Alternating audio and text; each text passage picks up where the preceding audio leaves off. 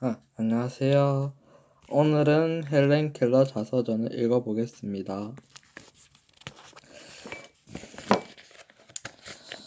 왜 이렇게 그래도 읽기 싫어서 읽어야겠죠?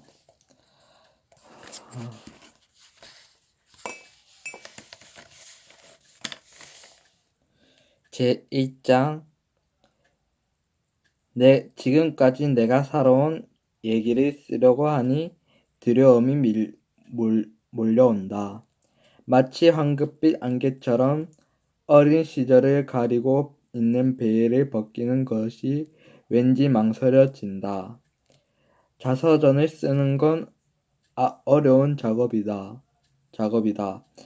아주 어린 시절의 기억들을 정리하는데 과거에서 현재까지 흘러온 긴 세월 탓에 실제의 사실과 상상이 뒤섞이면서 영 구분이 되지 않는다. 여자는 을의 아이 시절의 경험을 상상의 캔버스 위에 그리기 마련이다. 내가 태어난 후에 처음 몇 년 동안 겪었던 일은 몇 가지만 생생하게 기억날 뿐 나머지는 온통 감옥의 그림자 속에 파묻혀 있다. 뿐만 아니라 당시의 기쁨이나 슬픔들은 이제 그 강렬한 느낌이 사라졌고 초창기 교육에서 정말 중요했던 많은 사건들도 엄청난 발견들이 가져온 흥분 속에 파묻혀 모두 잊어버렸다. 그래서 얘기가 지루해지지 않게 가장 흥미있고 중요한 에피소드 위주로 써내려 갈 것이다. 나는 1880년 6월 27일에 엘라베마주 북부에 있는 작은 도시 터스컨비아에서 태어났다. 아빠 쪽의 친가는 스위스에서 태어나 미국 메릴랜드주로 이민 왔던 카스파에서 태어났다.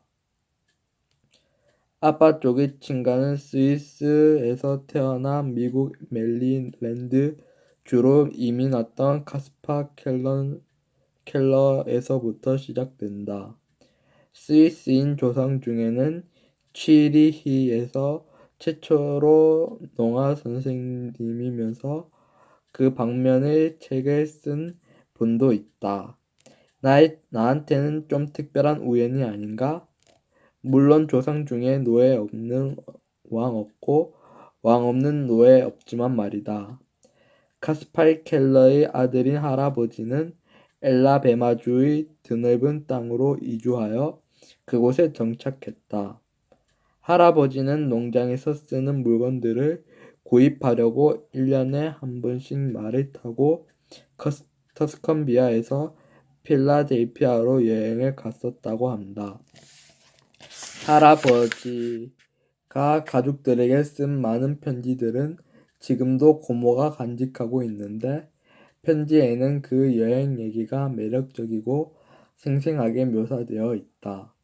할머니는 라파에트의 보좌관이었던 알렉산더 무어의 딸이었고 초창기 식민지 시절에 버지니아주 총독을 지냈던 알렉산더 스포츠우드의 손녀딸이었다.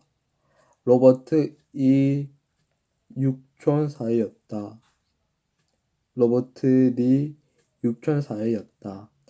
아빠 아더 H. 켈러는 남군의 대위였고 엄마 케이트 애덤스와 결혼하였는데 엄마가 아빠보다 많이 어렸다.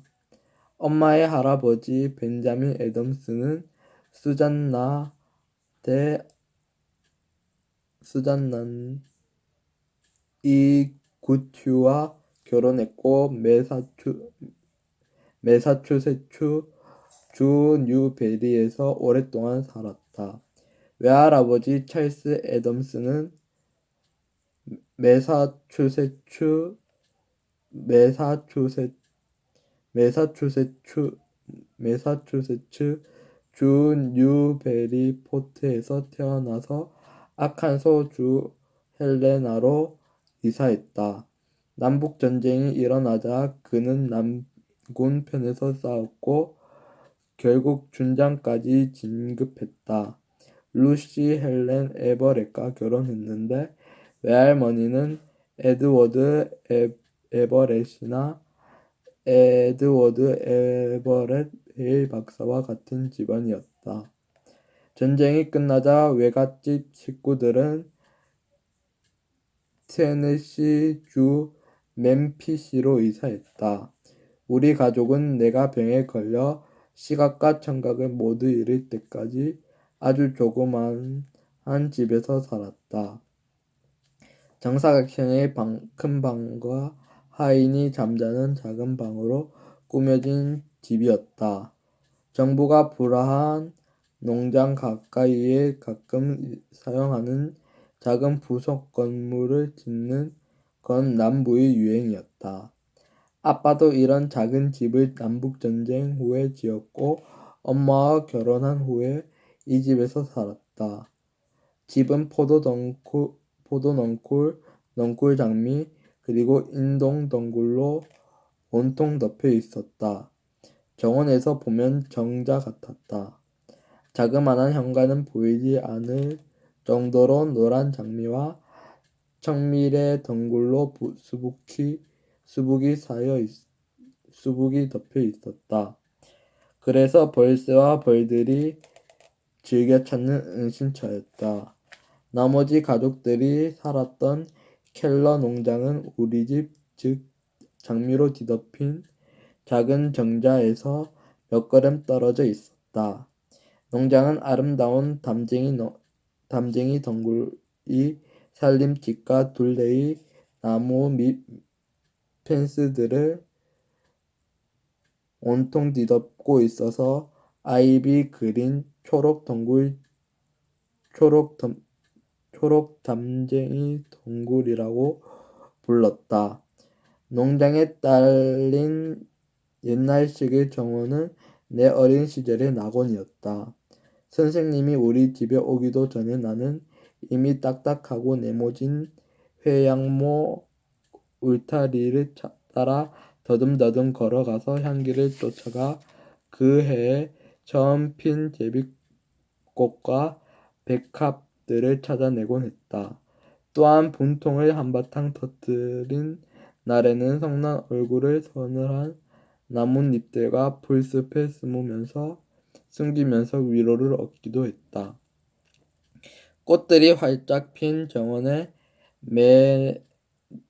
매혹되어 여기저기 행복하게 거닐다가 마침내 아름다운 포도 넝쿨을 만나게 되고 잎과 꽃들을 만져보면서 이게 바로 정원 저쪽 끄트머리의 다 쓰러져 가는 정자를 뒤덮고 있는 포도 넝쿨이라는 걸 아는 순간 얼마나 큰 희열이 밀려왔는지. 정원에는 또한 길이 늘어선 클레머티스 늘어진 자스민 연약한 꽃잎이 나비 날개 같아서 나비백합이라고 불렀던 진귀하고 향기로운 꽃들도 있었다. 그러나 장미야말로 모든 꽃들 중에서 가장 사랑스러웠다. 나는 북부의 어떤 온실에서도 남부 고향집의 넝쿨 장미처럼 마음에 드는 장미를 본 적이 없다. 전혀 섞이지 않은 꽃향기를 대기에 가득 내뿜고 있었다. 이른 아침에는 이슬에 젖어 아주 부드럽고 순수한 촉감이어서 마치 하늘나라 정원의 아스포델이 이런 꽃이지 않을까라는 생각이 절로 들었다. 내 삶의 시작은 지극히 단순하고 다른 아이들과 다를 게 없었다. 한 가족에서 맞이로 태어난 아기가 을에 그렇듯이 나 역시도 왔노라 보았노라 이겼노라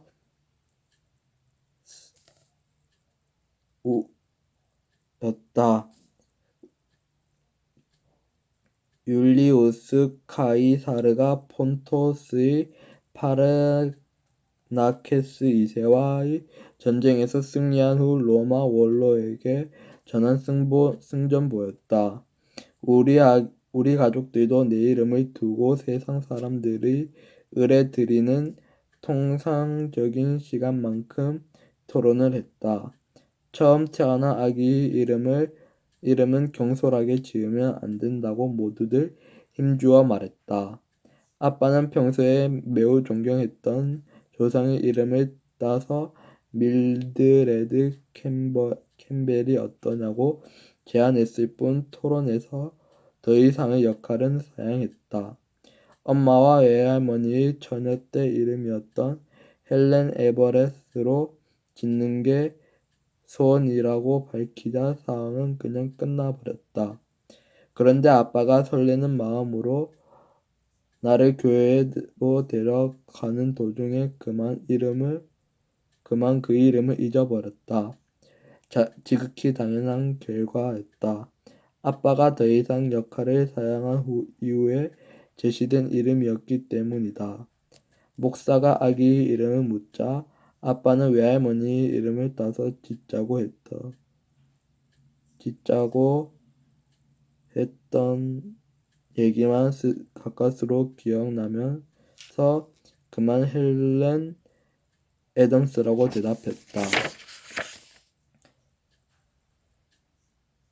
나는 긴 드레스를 입던 갓난아기 때부터 정열적이고 고집스러운 성격이었다고 한다. 나는 다른 사람들의 행동을 볼 때마다 똑같이 따라하려고 고집을 부렸다. 생후 6개월 때 아기 목소리로 안녕, 안냉, 후유라고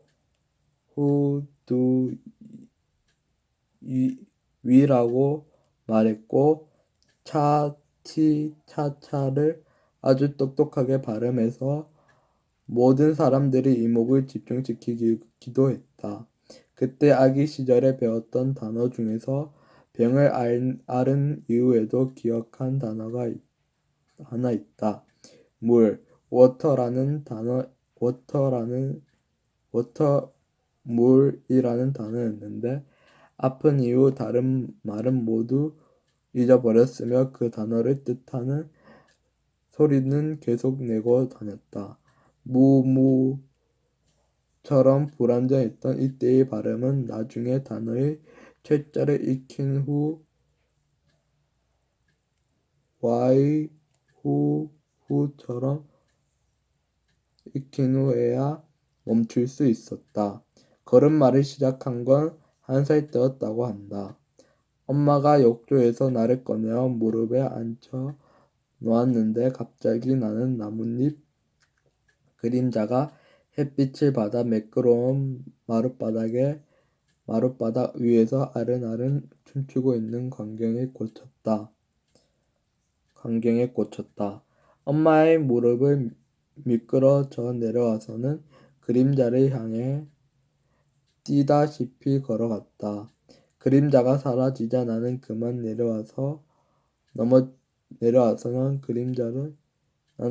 넘어져서 엄마에게 안아달라고 울었다. 이 행복한 나날은 그러나 오래 가지 않았다. 울새와 흉내 뒷바퀴의 노래가 감미로웠던 한 번의 짧은 봄과 과일과 장미가 풍성했던 한 번의 여름, 그리고 황금색과 진홍색의 향연이 펼쳐진 한 번의 가을이 쏜살같이 사라지면서 열정적이고 늘 해맑았던 아이의 발치에 그의 계절의 선물을 몇 가지 두고 갔을 뿐이었다.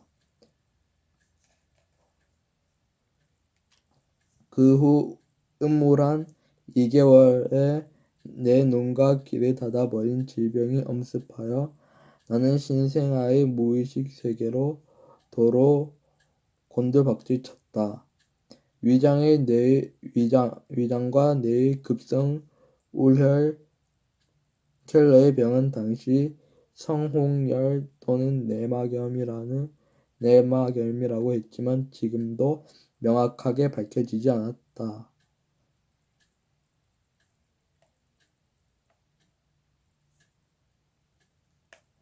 위장과 뇌의 급성 우혈이라고 했다. 의사는 아이가 살지 못할 거라고 진단했다.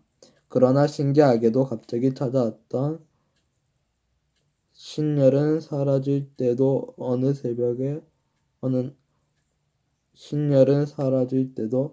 날 새벽에 갑자기 자취를 감추었다. 그날 아침에 가족들은 엄청 기뻐했지만 내가 앞으로 보지도 듣지도 못하게 된다는 걸 아무도 예상하지 못했다. 심지어 의사도 몰랐다. 병에 대한 기억은 진짜 기억인지 그냥 상상일 뿐인지 지금도 뒤죽박죽 혼란스럽다. 특히 기억나는 모습은 내가 깨어있는 동안 불안과 고통을 호소하며 엄마가 자상하게 위로하던 장면, 뒤척이는 선잠에서 막 깨어나서는 뻑뻑하고 화끈거리는 두 눈의 시선을 한때는 끔찍이 사랑했던 햇빛으로부터 벽 쪽으로 돌리면서 괴로워하고 당황해하던 장면이다. 햇빛은 하루가 다르게 침침해졌다. 진짜 기억이기는 한 걸까?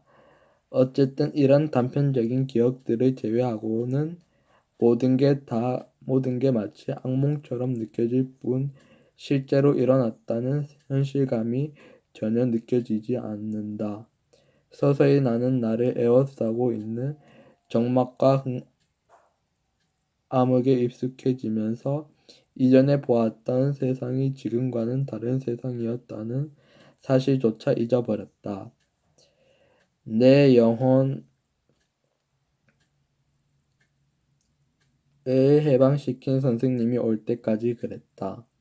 그러나 태어나 처음 19개월 동안 나는 넓고 푸른 들판, 빛나는 하늘, 나무와 꽃을 언뜻 지나마 보았고 이후에 찾아온 캄캄한 암흑도 이것들을 모두 지워버릴 수는 없었다. 일찍이 본 적이 있다면 대낮이 보여준 것들로 이미 내 경험인 것은 엄연한 사실이다.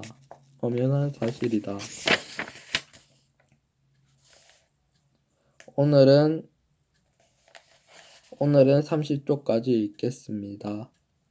그럼 다음에는 아이를 남과 다르게 키우는 유태인의 자녀교육법 53을 읽겠습니다.